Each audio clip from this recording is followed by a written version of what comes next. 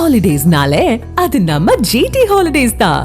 GT holidays, south India's #1 travel brand.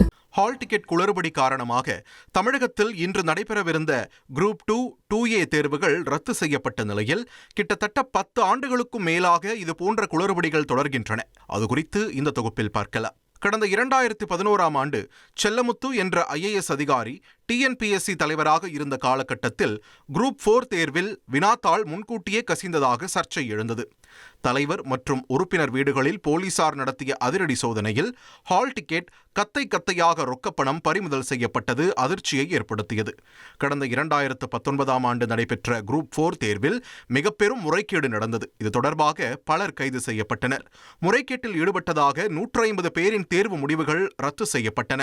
கடந்த 2022ஆம் ஆண்டு பிப்ரவரி மாதம் நடைபெற்ற குரூப் 2 தேர்வில் விடைத்தாள்கள் மாற்றி வழங்கியதால் சர்ச்சை ஏற்பட்டது. கடந்த 2024ஆம் ஆண்டு டிசம்பரில் அரசு உதவி வழக்கறிஞர் பணிக்கான தேர்வு கணினி வழியில் நடந்த நிலையில் பல்வேறு மையங்களில் தொழில்நுட்ப கோளாறு ஏற்பட்டு இந்த தேர்வு ஒட்டுமொத்தமாக ரத்து செய்யப்பட்டது.